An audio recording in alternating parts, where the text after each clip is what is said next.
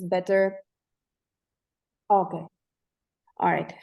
So how we can better regulate our own relationships, whether it's professionally, personally, how we can have a better sense of the world that we live in, you know, all that happens in it. So essentially, Mission Elixir has a very humanistic, we come from a very humanistic perspective when dealing with any kind of issues that arise in the world and just personally in our lives as well.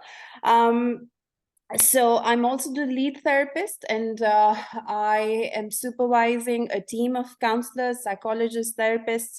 We have quite a diverse array of people who have different area of expertise, and they also linguistically are experienced in different languages. So we have Arabic speaking counselors, we have French speaking counselors, we have Urdu, Hindi speaking counselors, and of course we have counselors who are fluent in English as well. So, and of course, the team is, as we go forward with our plan, as we mature ourselves into these roles that we have kind of, you know, that we've actualized, we are maturing into those roles and we are progressing. Again, Mission Elixir is a startup and we're working on as much as we possibly can, but also working conscientiously on the things that we have. So we're just trying to take it slow and steady, but also being very, at the same time, being very sure of the vision that we have and how we want to expand and how we want to work on it. And I'm whoever is joining me today, feel free to introduce yourselves to me as well.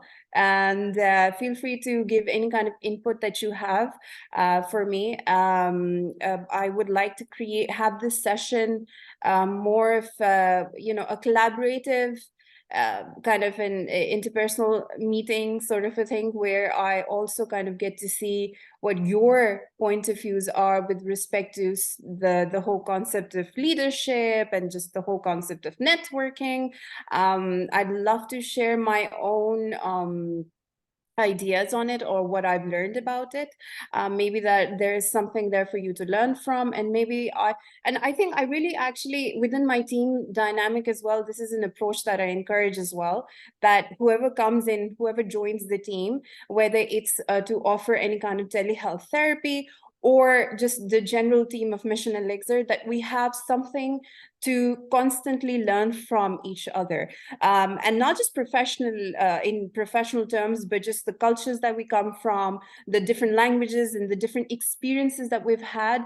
I love to create this environment where we have a very you know, an approach an equity-based approach, where we understand that we at all times have something to learn from each other. So essentially, that's the idea. So, Devansh, shall I go forward? Do we have? Questions.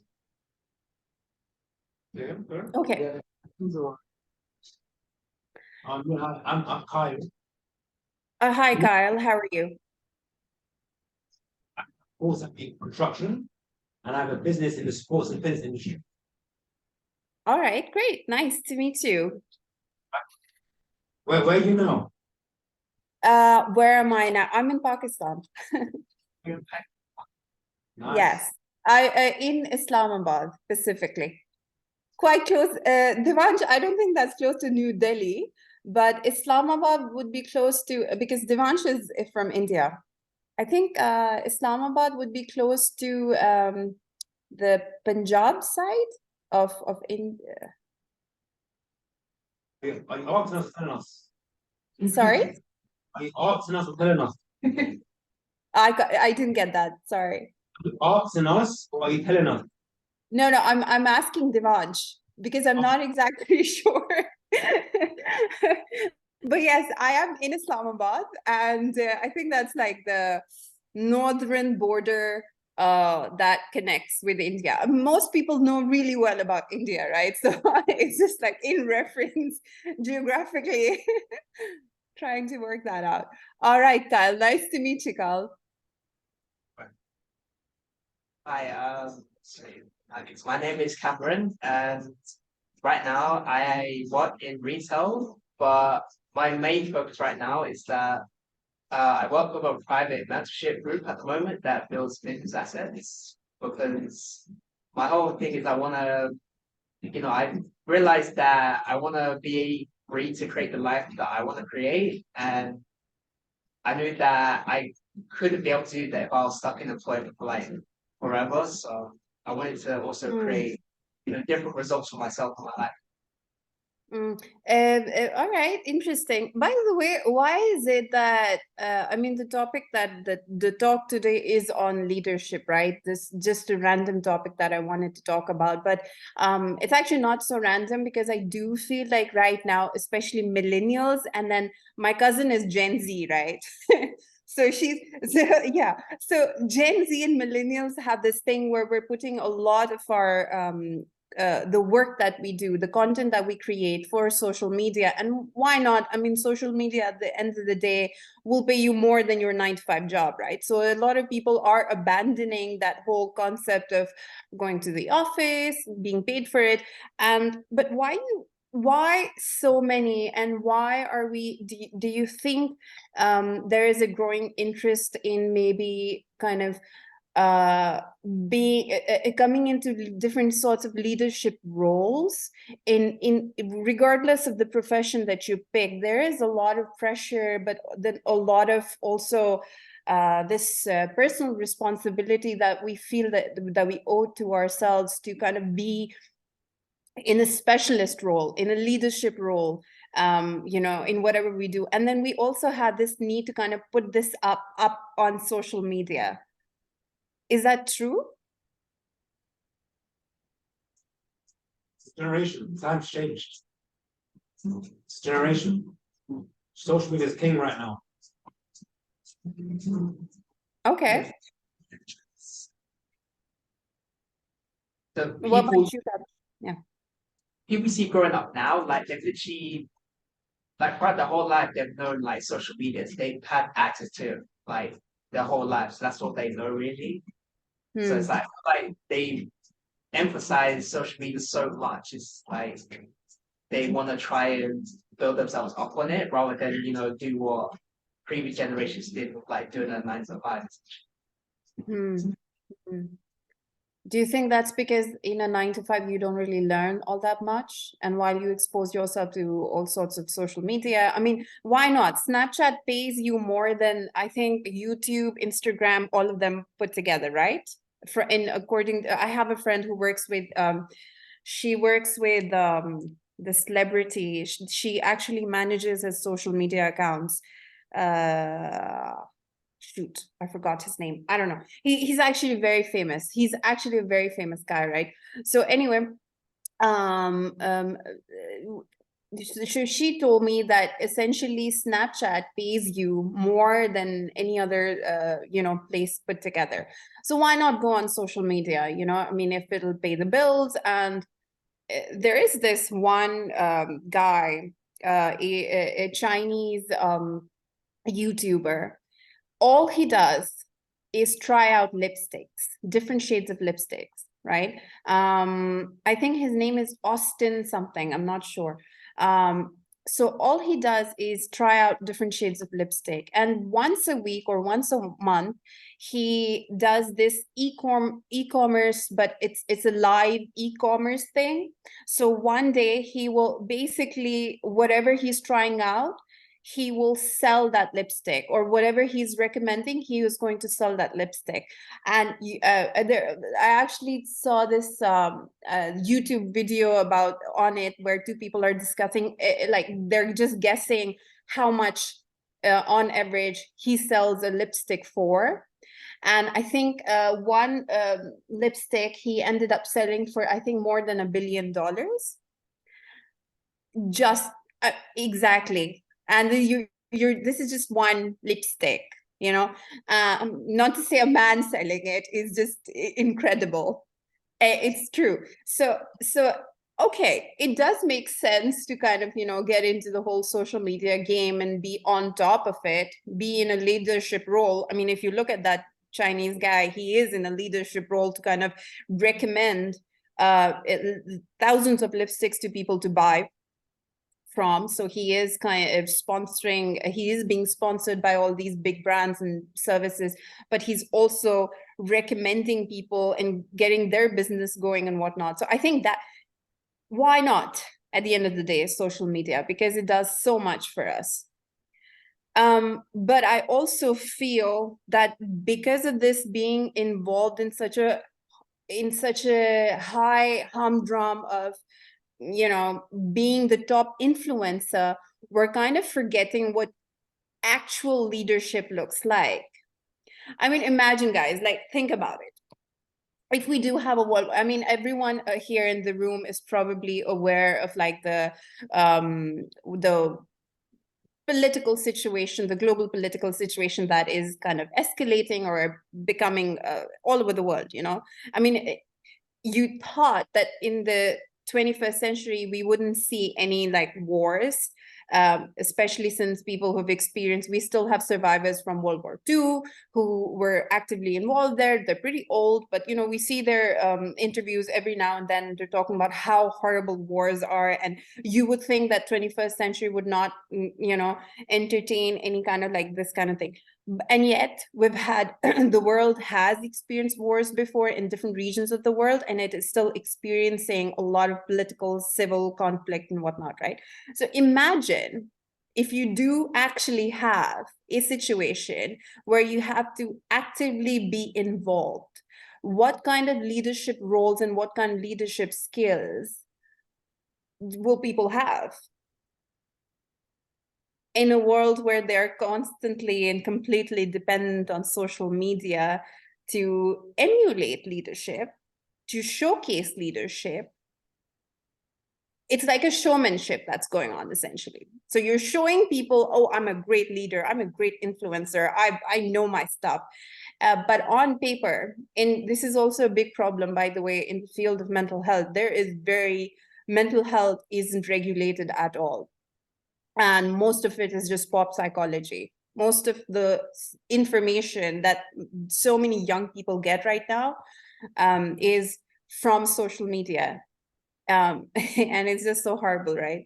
Because so many people then end up applying big diagnosis, you know, narcissistic diagnosis, or diagnosing like a girlfriend with bipolar. And that happens a lot, by the way, you know, bipolar disorder and whatnot. And these are big diagnoses to be diagnosed with.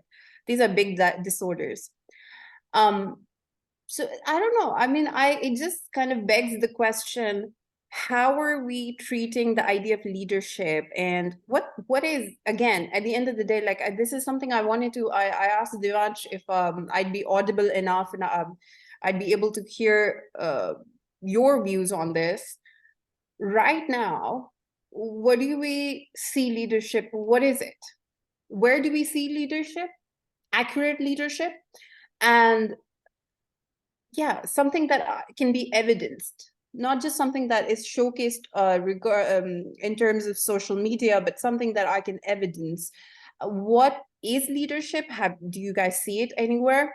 And also, what should leadership feel like? What are those characteristics that leadership, that a leader should have? What does it feel like? Anyone can, you guys, Devansh can go first this time around.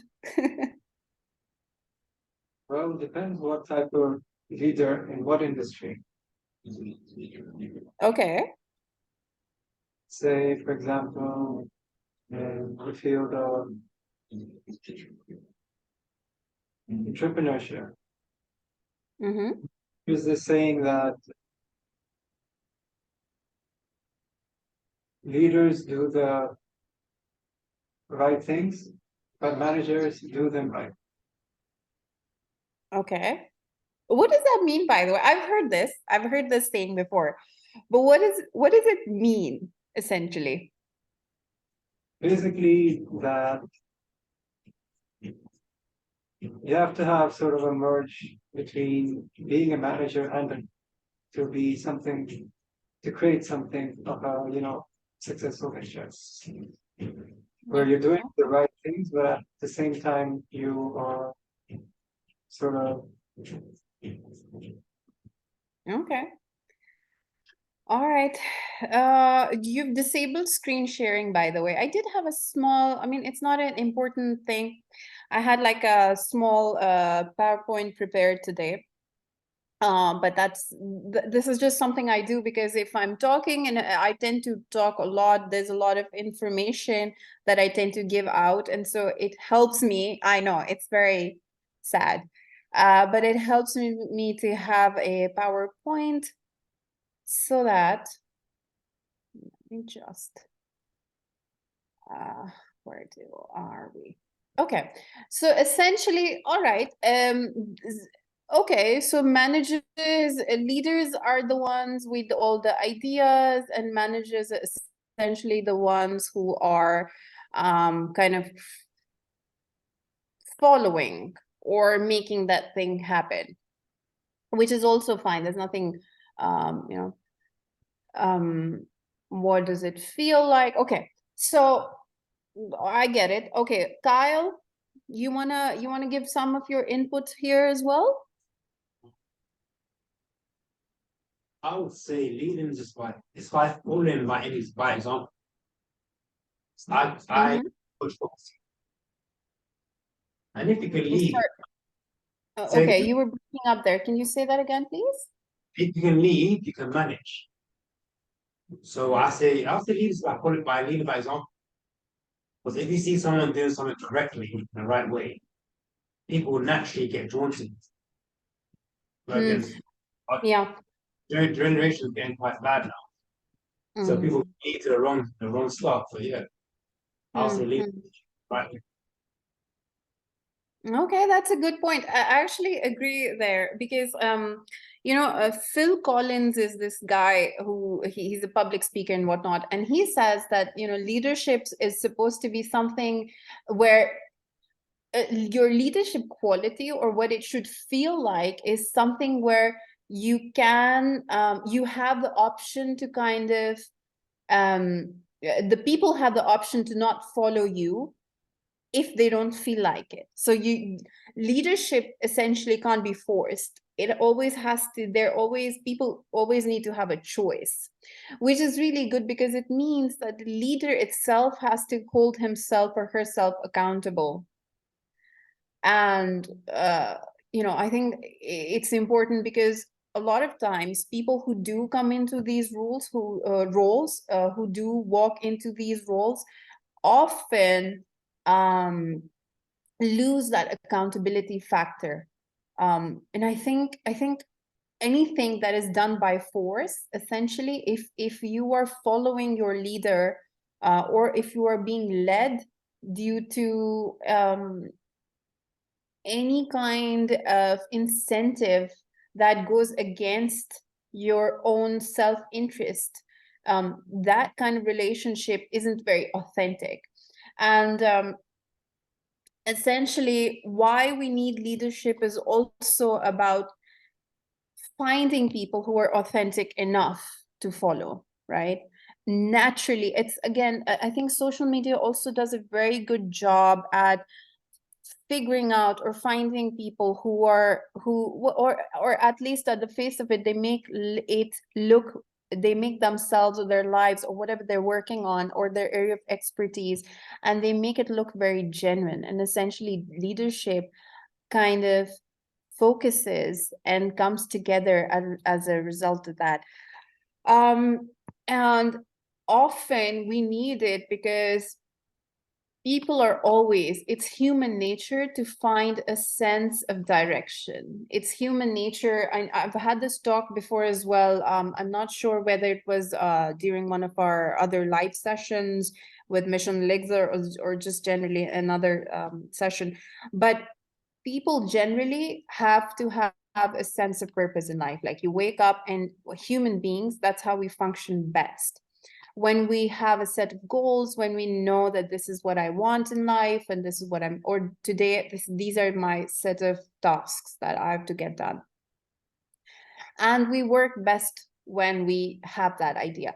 So somebody who can give us that is obviously going to be more valuable to us, and we're going to follow them not because somebody's forcing us to or out of fear, but because we want to. And often, by the way, in highly charged political environments where economy is horrible, you don't have a lot of opportunities, whatnot, people will oscillate towards a leader who gives them that sense of justice, that sense of purpose that just generally their lives lack. And we can, of course, reference to a lot of, societies in a lot of different countries. If we look back into history, we can look at Afghanistan, Vietnam, Korea, a lot of areas all around the world where we do see a certain level of lawlessness and people becoming more radicalized. And usually that is because they lack that level of lack that level of opportunity, and so they are led by certain leaders who may have certain qualities. Okay, let's quickly just look at these qualities.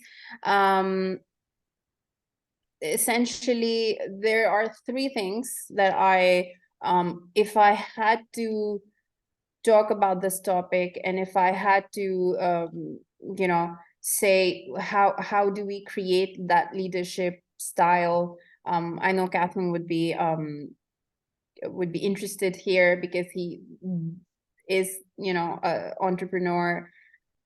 So number one is authenticity.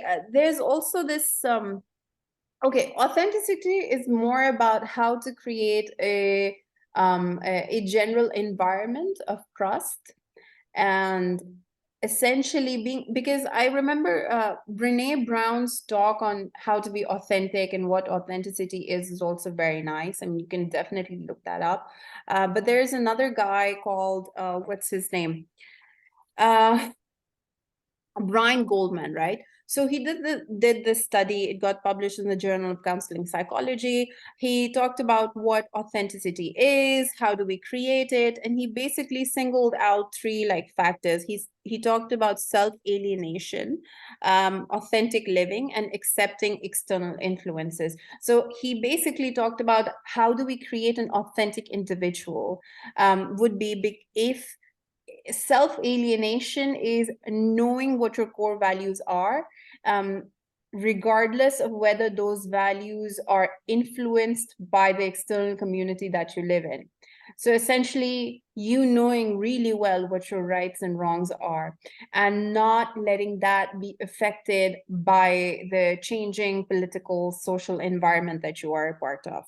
Then he talked about authentic living, and because once you can understand that you can live as an authentic and a whole person without the help of any other individual, you do become a person who's capable of authentic living. That authentic living leads towards accepting external influences in the environment. And so you do become more adaptable as well with time. He also talks about adaptability as something that is really important in navigating change in the leadership landscape. How do you adapt to a certain situation or environment?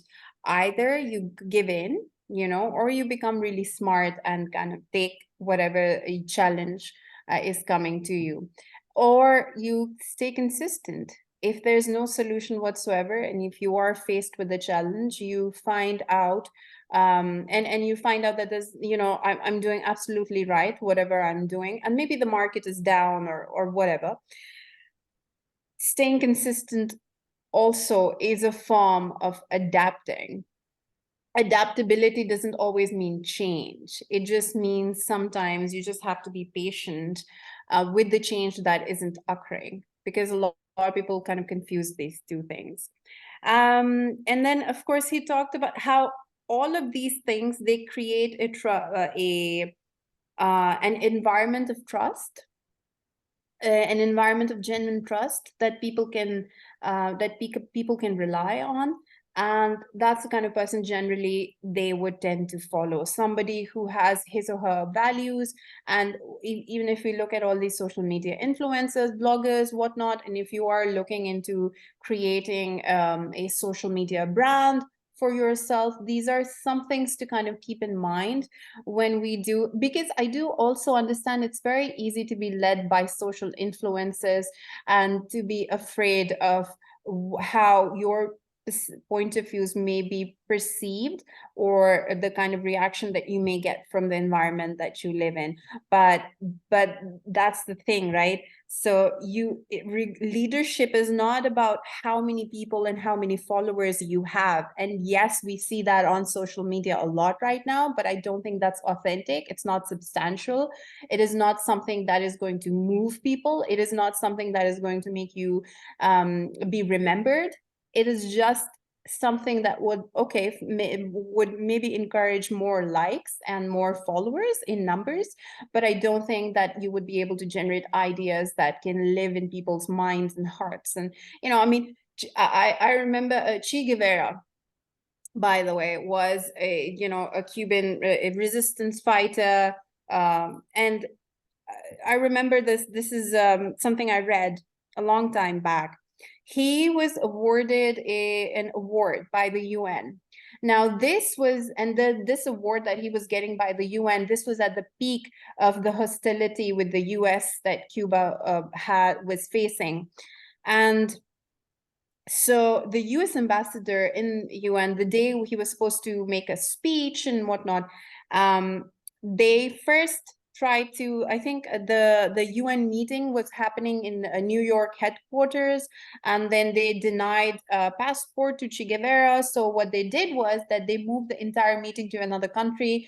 And essentially, what I'm trying to say over here is that even if your ideas are not well received by a certain majority or a certain powerful majority, that doesn't mean that your ideas are not substantial enough, and that doesn't mean that your ideas don't have power. Essentially, the idea is to create, any authentic idea is definitely going to attract people that believe in it. So that's something that I found, that's something that Goldman talks about as well, and that's something that I think I wanted to share. Just a little bit nugget about networking. Something that I learned while traveling. I had this friend, a Harvard graduate, and he taught me this thing, and I think I've remembered this thing until now. He essentially said two things. Number one is have empathy when you do create connections with people, but also he talked about how a lot of people essentially think of networking as something that they go in with this approach that they have, what can I get out of this, right? This is the general approach that we usually have. What can I gain out of this? What can I get out of this? How is it going to benefit me? And the people who successfully network the best are the ones who ask, what can I give to this person? What can I give to this organization? What can I do to help you? And it doesn't generally have to be in terms of monetary terms or any kind of profit or loss, but also in terms of kindness, like empathy. At the end of the day, empathy is what? Like when you meet somebody, you give them respect, regardless of what culture, race, whatever they are from. Even if they have a completely opposite idea. Right now we are living in a world that has polarized point of views, whether it's politics, whether it's I don't know, whether it's patriotism, nationalism, whatever. But we have severely polarized views, right, with regards to everything from food to which army I support. And coming from a place of empathy, you quickly realize that from a place of empathy and respect, you quickly realize that they have a story, that their experience is something I don't know. and you come, and when you come from an approach of putting yourself in somebody else's shoes, you learn more. And if you do walk into a room and you think, okay, what can I learn from from this person, and also what can I teach this person, that approach in itself is great when it comes to networking, when it comes to building that leadership style that everybody kind of warms to. So that's about it. I usually tend to talk on a tangent and include a lot of stuff from here and there, but yeah, that's something I wanted to be, and it can also be, I remember him saying, like, when he would go, like, he would, be the first one to kind of extend his hand for a handshake. These such small things, such small ethics and mannerisms, be the first one to say thank you, or be the first one to smile. And just, so I really learned, like, networking essentially is about how well you can give of yourself to another person, so that they remember you, so that they recall you, and so that they think of you when a new project or new opportunity comes up. And essentially, this is, it's a very genuine way of kind of creating that the basis of a relationship with somebody. So yeah, that's what I think about the whole thing.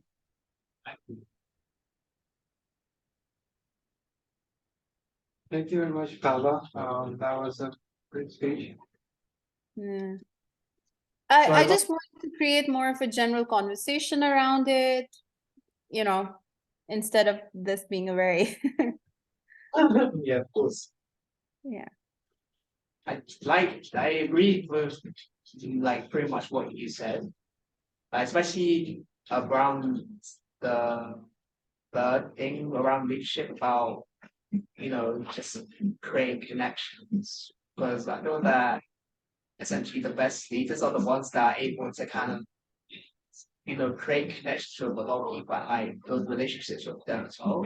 And I feel that the best way to kind of do that is to just kind of not make it about yourself. It's almost about kind of adding, like when you're having like conversations, like building connections with someone, it's about kind of learning about them as a person. Because like one thing is that if you like take enough interest in someone else, they will eventually kind of reciprocate that energy back to you, so you get your opportunity to kind of like give yourself to that other person. So it's not about being selfish, just like going on about what you're doing. It's just learning learn about that other person as well. Yeah, that's true. Also, I feel like it's more about, I think so many times authentic leadership is about believing in your own vision, right?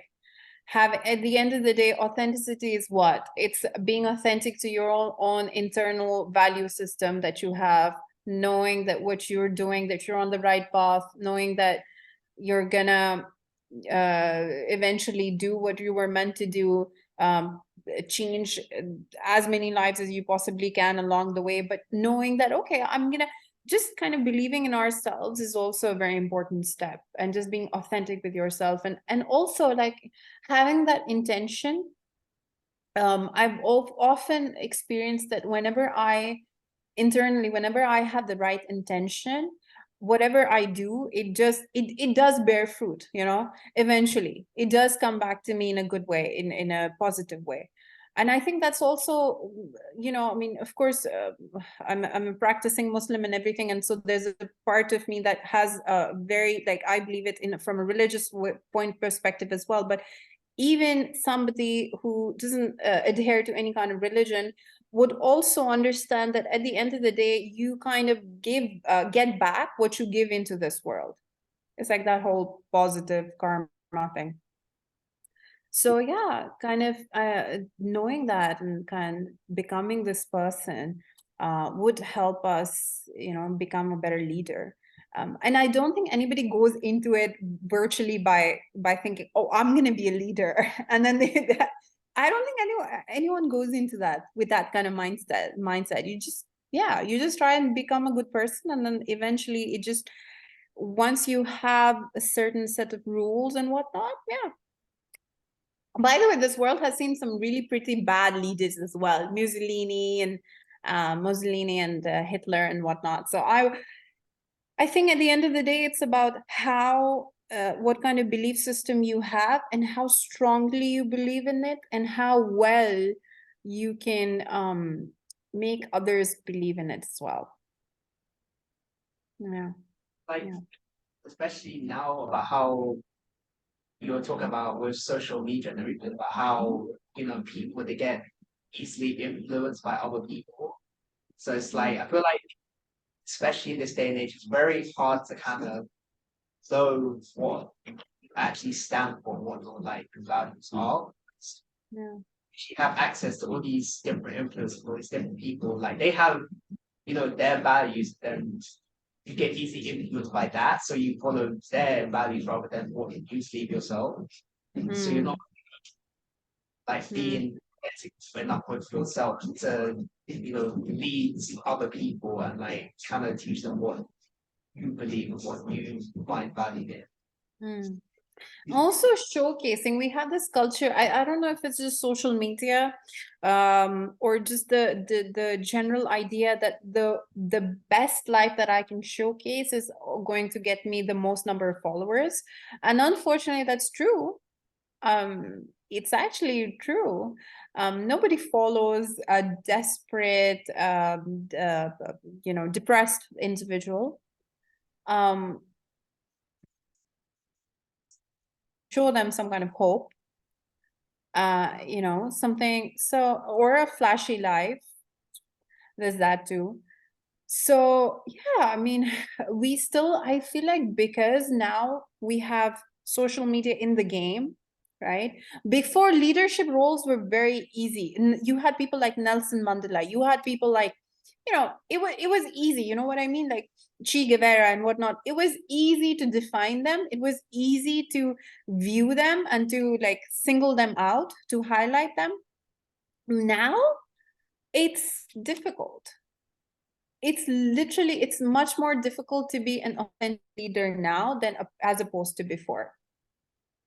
And I think that's like the challenge for like the Gen Z as well, or anyone who's like, you know, I guess really young now. But it's a challenge to navigate that and to figure out what that is, because me, you, and a lot, you know, people like Brene Brown, there are so many TED Talks on what a good leader is. But do we actually even know what a good leader is? Do we even see how many good leaders? I can't think of a lot, by the way, the present leaders, people that are in leadership roles that I approve of or that I agree with fully. So, you know, there's a big question mark on that. Yeah. And definitely, I think we should definitely have more of these talks where we can authentically say, okay, I'm not happy with how the society is defining this concept for me, and it needs to change. And this is something I do with respect to mental health talks. Like we have live sessions, right, on different topics every other week, and this is what I do with, and this is what I want, like so essentially I have a background in psychology, right?